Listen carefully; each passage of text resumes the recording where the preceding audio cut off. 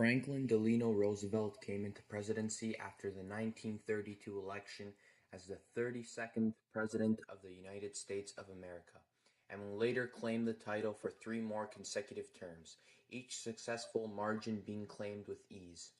Roosevelt embodied the ideal moral and ethical mindset to its utmost potential, exactly what the American democratic system had been created to evoke in all of its leaders. While in office, he developed an aura that reflected endless possibilities which even time has not dulled. He left behind a legacy of genuine care for every American in the nation through the most turbulent and chaotic point in not only American history, but world history. These dark times included challenges like the Great Depression, Pearl Harbor, and the Civil Rights Movement. Nevertheless, his values would remain pure and contrastingly open-minded in his decision-making, never exacerbating the situation presented to him. Throughout his time in office, his voice of reassurance would reach the homes of every American through the medium of the radio. His voice would soon become the voice of hope. FDR would come to guide America through 12 years of hardship, a length of presidency never since repeated. The Great Depression had been a time of despair and desperation, but Roosevelt embodied a spark of hope amidst the darkness. The Great Depression had been a time of despair and desperation, but Roosevelt embodied a spark of hope amidst the darkness. The first is freedom of speech and expression everywhere in the world. The second is freedom of every person to worship God in his own way everywhere in the world. The third is freedom from want, which translated into world terms means economic understandings which will secure to every nation a healthy, peacetime life for its inhabitants everywhere in the world. The fourth is freedom from fear, which translated into world terms means a worldwide reduction of armaments to such a point and in such a thorough fashion that no nation will be in a position to commit an act of physical aggression against any neighbor anywhere in the world. This quotation encompasses the essence that FDR had symbolized of hope, which appealed to the discontent of America. And this faith and trust had not been misplaced, for Roosevelt would not succumb to the pressure of expectations. Instead, he strived to immediately counteract the adversary as well as facilitate economic growth and prosperity through the implementation of the revolutionary idea of the New Deal. In what would later be known as the first 100 days, FDR spearheaded the alteration of various laws, commencing with the Emergency Banking Act. This act worked to protect banks by closing those that abdicated the immense responsibility of paying debts and by rehabilitating others by providing them with currency for withdrawals. In his first initial address, he urged the American people to once again bestow their confidence in the banking system. This correlated to more than 75% of the banks being able to reopen. Roosevelt followed this by programs that would target all sectors, including the end of Prohibition and the National Industrial Recovery Act, which allowed for workers to unionize and negotiate for increased wages and improved working conditions collectively as a whole. FDR would also implement the 8-hour working day, which revealed his empathy for all of his citizens. This was a direct example of his trustworthiness in that he followed up with his electoral promises, a new deal for the American people, and the direct actions he would incorporate in order to achieve his objectives. Continuing where he had left off in his re-election in 1936, FDR would continue to combat the imminent threat of the Great Depression. He became increasingly aggressive in his programs, creating a solid infrastructure for the country, such as the Social Security Act, which provided pensions and unemployment insurance. Even in taking bold measures to suppress the Depression, the economy did not turn around. The Great Depression highlights the historical thinking concept of cause and consequence, in which the cause can be seen as the stock market crash of 1929, which correlated to the facts that ultimately created the Depression of bankruptcy, unemployment, desperation, and fear. The New Deal initiated long-term political reform and short-term relief to a small degree, yet FDR's creation of Social Security and agricultural subsidization were effective and continue to play a fundamental role in supporting America. Franklin Roosevelt's effectiveness would be tested on a much grander scale, with the unforeseen attack on Pearl Harbor in Honolulu, Hawaii, which consequently led to the United States' entry into World War II. The Japanese aerial attack led to 2,500 casualties and left over 1,000 injured, as well as eradicating 4 Navy battleships and 1 aircraft carrier. The United States' political and social infrastructure were thrown into a state of apprehension. However, Roosevelt was fast to counter and as a result was able to prevent the situation from spiraling to catastrophic proportions. He was effective despite the delicacy of the situation and consulted various military advisors, including Winston Churchill, who was on the forefront of the Allied efforts.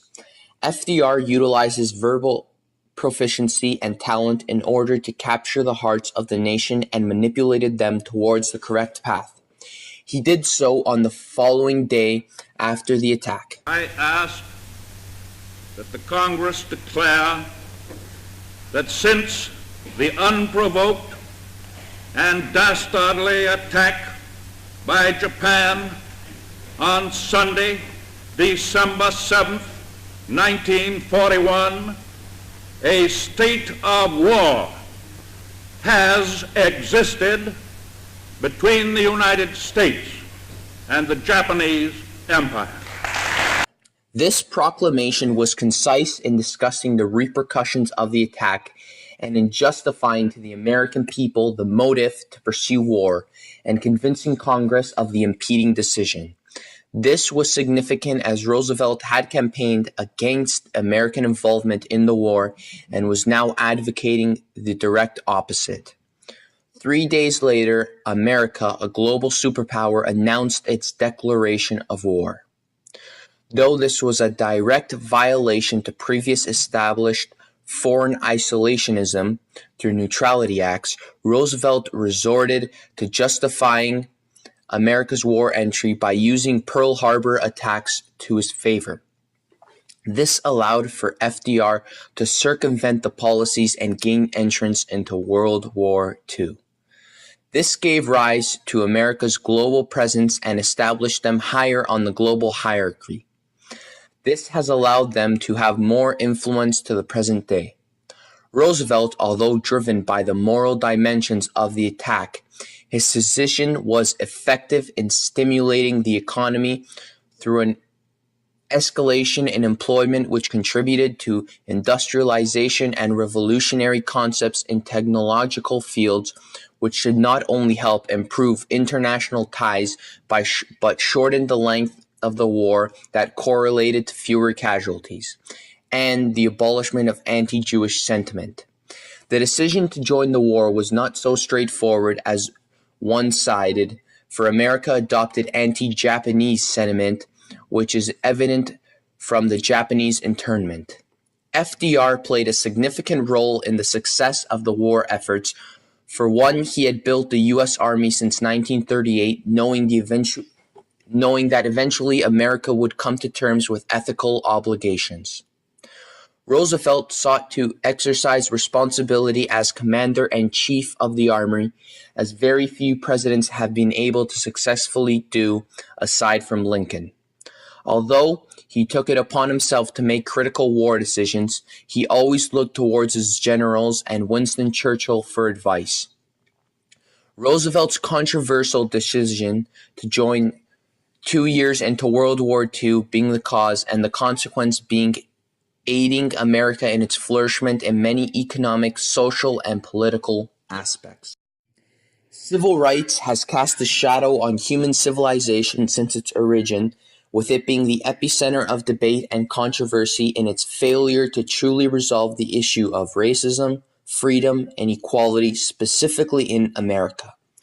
During World War II, pressure was growing for Roosevelt to take action towards segregation in the Marines and Navy, as activists organized a march on Washington with the intention of protesting segregation in industry and in the U.S. military.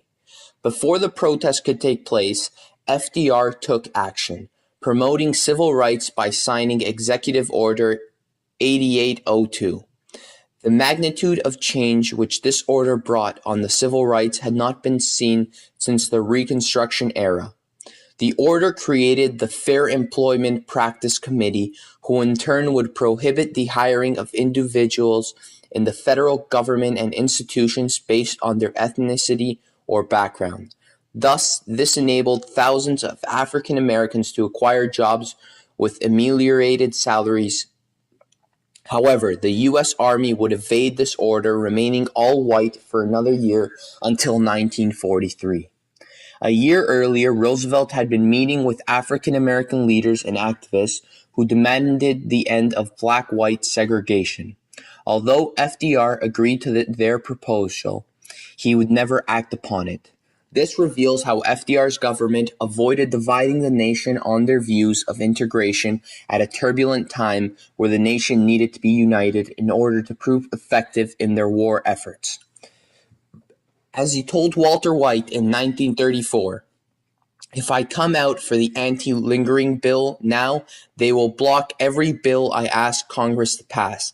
I just can't take that risk." His wife Eleanor, however, laid down the groundwork for equality and integration, which would lead to a long-term civil rights reform.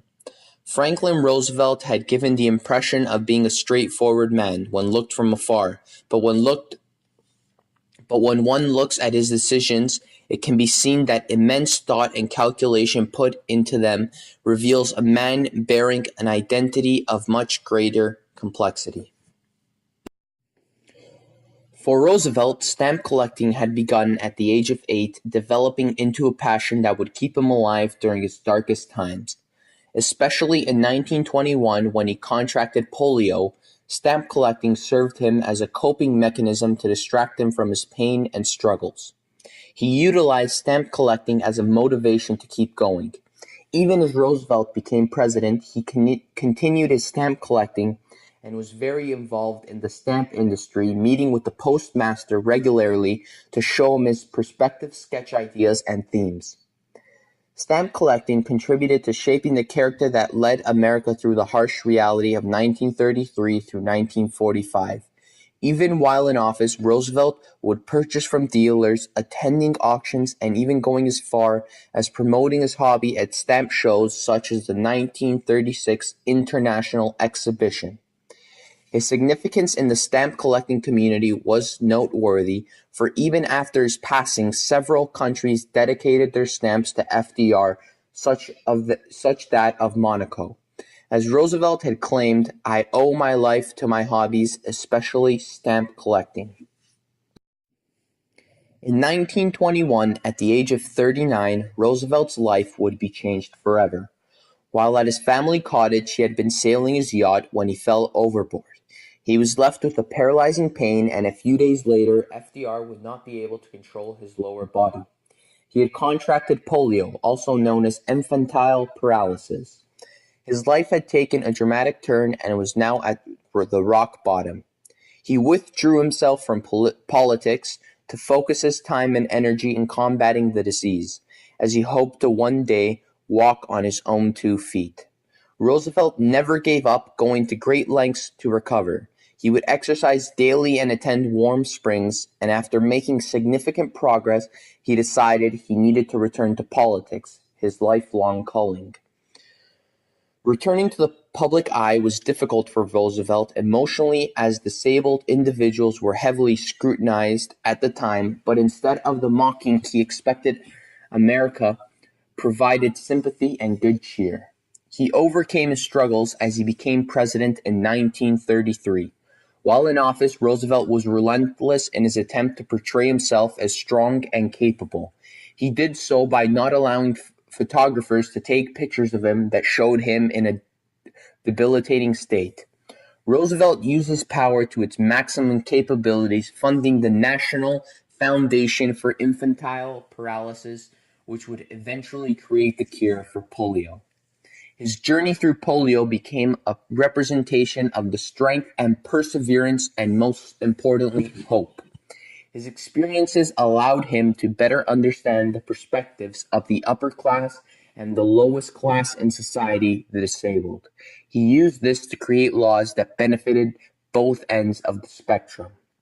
Until his death, few Americans knew about his debilitating disease and his inability to walk. FDR's presidency illustrated and undermined the theme of motivating America through the portrayal of hope. April 12, 1945 was his last day, but was not the end of his innovation, but instead the political and ethical infrastructure he exemplified in turn became tools for his successors to continue his mission.